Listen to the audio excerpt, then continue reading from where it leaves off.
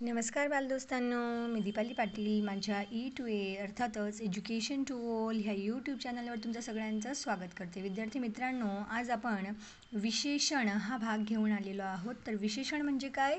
नामाबद्दल विशेष माहिती सांगणाऱ्या शब्दाला विशेषण असे म्हणतात. एक जे नाम असतं, व्यक्ती, गाव, नंतर एखादी नदी, डोंगर, पहाड ह्यांची जी नावं असतात ना, त्यांना आपण नामं म्हणत असतो. मग त्या नामाबद्दल जे शब्द विशेष माहिती सांगतात त्यांना विशेषण असे म्हणतात. आता इथे बघा, तुमच्यासाठी लिहिलेलं आहे बलाढ्य मुंगी, निळा समुद्र, लहान प्राणी, विषारी साप.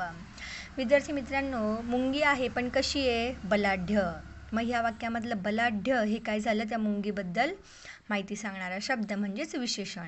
निळा समुद्र, समुद्र आहे पण कसा? निळा. समुद्राबद्दल माहिती सांगणारा शब्द निळा.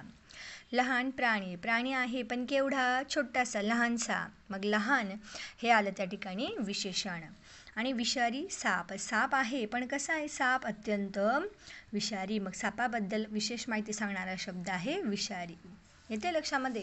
आता तुम्हाला समजावं यासाठी येथे 5 वाक्य घेतलेली आहेत आणि तुम्ही आता हे वाक्य वाचायचं आहे आणि नेमकं वाक्यामधलं विशेषण कोणतं ते ओळखायचं आणि त्या वाक्याच्या विशेषणाखाली आपण अंडरलाईन करणार आहोत. बागेत रंगीबेरंगी फुले आहेत. फुले आहेत हो, पण कसे आहेत? रंगीबेरंगी. इंद्रधनुष्यात एकूण 7 रंग असतात. इंद्रधनुष्य हे नाम झालं, रंग हे पण नाम झालं. मग 7 किती रंग असतात? 7. मग या ठिकाणी 7 हे काय झालं या ठिकाणचं विशेषण. वरुणचा प्रथम क्रमांक आला. वरुणचा प्रथम क्रमांक आला पण कितवा? प्रथम. मग प्रथम हे काय झालं? क्रमांकाचं विशेषण. रोहन गुणी मुलगा आहे. मुलगा आहे पण कसा आहे? अत्यंत गुणी. मग गुणी हे काय झालं या ठिकाणी विशेषण. हत्तीचे कान मोठे असतात. हत्तीचे कान असतात पण कसे? मोठे.